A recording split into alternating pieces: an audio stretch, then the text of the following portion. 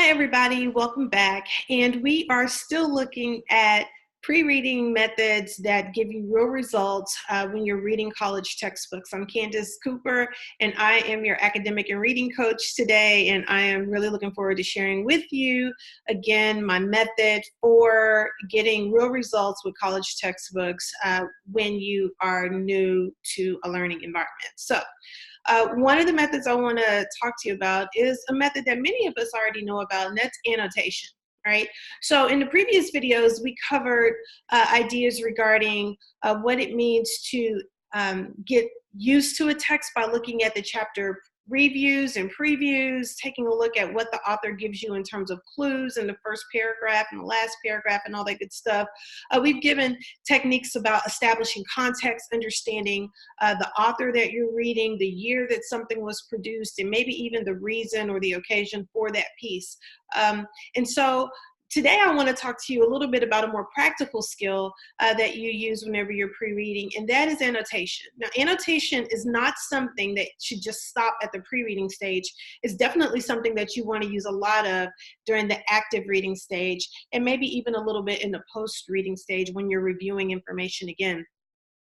So what I want to go over are just some pre-reading strategies you can use in order to get the most out of your text before you really dive in, okay? The first thing you want to do is you want to grab a pen and maybe a highlighter and maybe even a pencil before you start this process.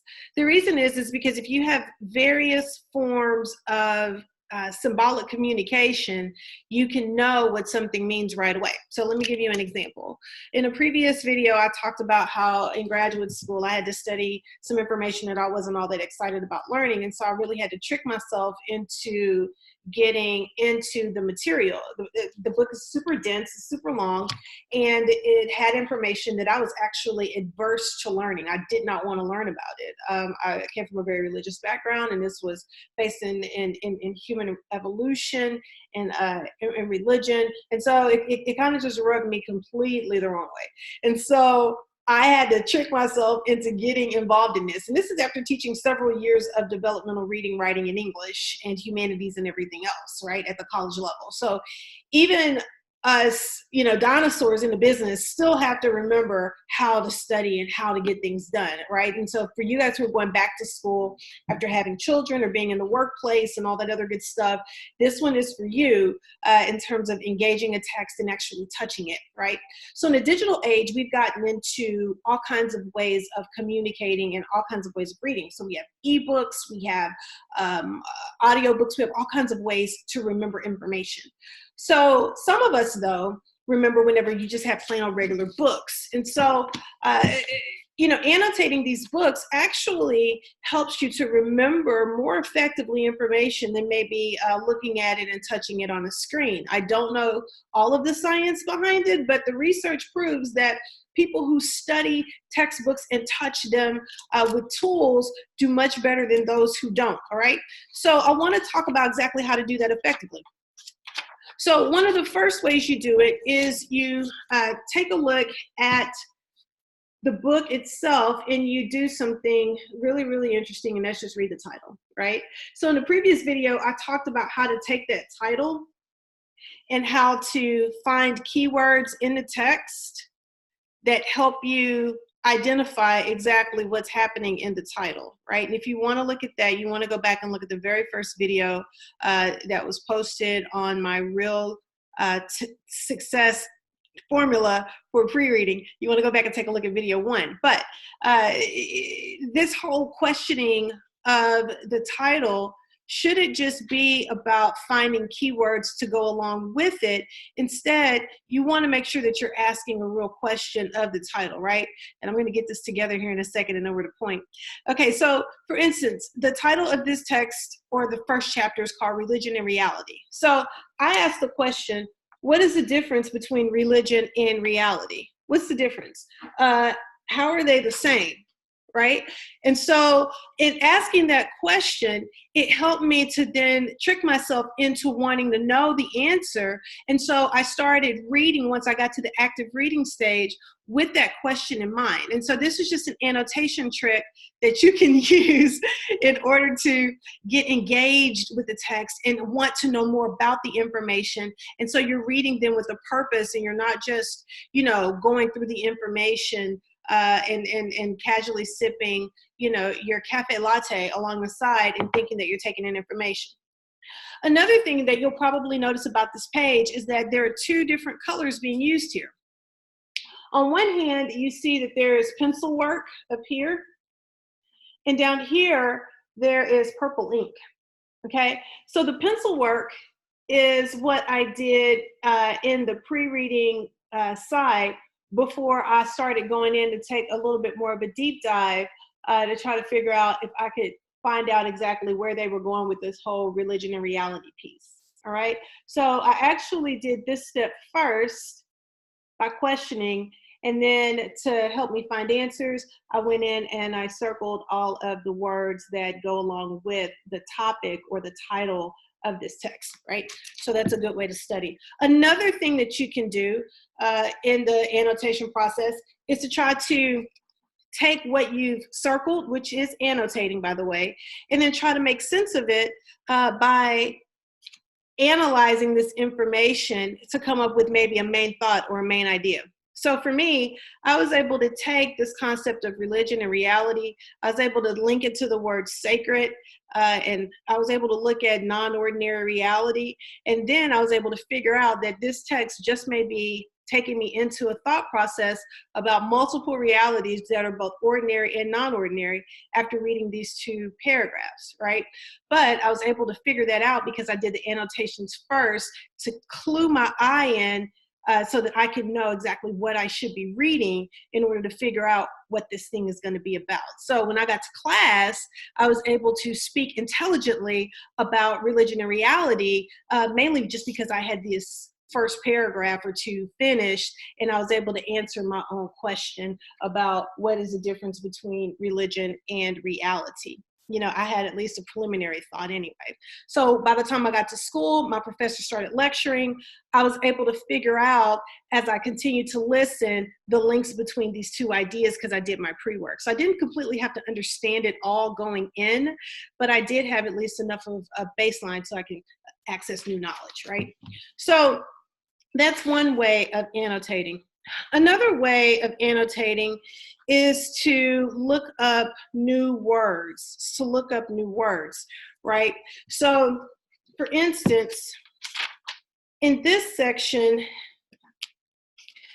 it started talking about terms that I wasn't as familiar with, like decognition and recognition, right? And so as I had to go through and think about these terms, look at what happened on the side. I started thinking about what these terms would mean. So I just circled them and underlined them as I scanned this page at the pre-reading stage, and I just figured out that there were some words I just didn't know, and I just made note of them. Now, this would have been a good place for me to also highlight, right? Notice that I have 0 highlights so far. You don't highlight the whole book because you don't know what that highlight means. In fact, you should highlight sparingly, right? So you want to go in and you want to maybe pick maybe a circle technique or maybe a highlighting technique whenever you have new vocabulary words. So I'm going to take this marker right now and let me show you how much I'm going to highlight. I'm only going to highlight the key word that I need to know, all right? I'm only going to highlight decognition, right? And the reason is because if I start highlighting more than decognition, then I won't really pay attention to this key word that I really need to know. So a lot of times we trick ourselves and we highlight like, lines upon lines in the text. And what that does to your brain is that it tells your brain, hey, listen, I covered this information. I probably don't need to read it again, right? Notice that this highlight does not say anything to me. The words in the margin communicate to me. The highlight just tells me what I need to look at or what maybe stood out to me. And so when you highlight, you want to highlight sparingly while you're doing the annotation process, okay? So a couple of things to take away. Number one, you definitely want to highlight sparingly. Number two, you definitely want to use different color or either different types of utensils to communicate different things. If you notice when you see pencil up here, you'll see that I'm asking myself another question. What is religious reality, right? So I know that when I see pencil in my textbook, it is likely that I'm asking a question that I need answers to. So then my annotations in these different colors are going to help me understand what this means. So for instance here, I'm talking about decognition, and I have that in a darker ink, and I'm talking about becognition, and I have that in purple, right? So these two ideas stand out differently to me. So now when I'm studying for my exam, which, you know, is a real thing even at the graduate level, when I'm studying for my exam, I'm able to go back in and look at my notes that I have in the margin, and I'm able to now just read those notes maybe instead of having to go through and read all of these words, because it's a lot to read in here and I just don't have the time. All right. So when you're doing annotations, you want to do things like question the topics, question the subtopics. Look here. We have a subtopic that is religious reality. And look, you see that I have a question to go along with it. Notice then at the beginning of this chapter, we had a major chapter heading, and then I'm asking a question there, and I'm looking for the answers there. Okay, so I can pretty much gauge that even without reading this information, religious reality has something to do with decognition and becognition, and I need to know how becognition and decognition go along with religious reality. So now, again, I'm annotating, I'm answering questions, I'm able to take ownership of my own knowledge, and I'm able to now have some information that can help me whenever I get back into my classroom again. All right. Thanks for watching today. Don't forget, whenever you are doing annotations, use your highlighter sparingly. Make sure you write in the margins. Make sure you ask questions. Make sure you circle vocabulary words so that you know what those words mean. And by all means, use different colors, because those different colors may mean different things at different times. Here's just a quick little bonus tip before you leave for today. For me, I usually use pencil in order to question, because I may want to change my questions. I usually use a bright colored ink because it keeps me more interested and more active and more engaged in a text. I find that if I use black ink, it starts to blend in with the actual words, and so sometimes it doesn't stand out to me as much, so I use a color that makes me happy. If I'm reading something that has multiple ideas that I need to pay attention to, I'll probably use different color markers. So I'll use blue, or I'll use red, or I'll use green. And so those markers or those ink pens will communicate to me, you know, this is a supporting detail, or this is an anecdote that this particular writer's using, and they use anecdotes all the time. Oh yeah, they're using stories in order to teach me something. I don't know if I can trust these stories. So knowing little things like that, knowing that red means a main idea to you, knowing that you know, the color blue means that this is something that you really like and that you want to come back to and read again because blue is your favorite color. Having those different color tools will keep you engaged in what you're reading. And so that's going to happen at not just the pre-reading stage, but also the active reading stage, which, my friends, is where we are headed next. I'll see you on the next video.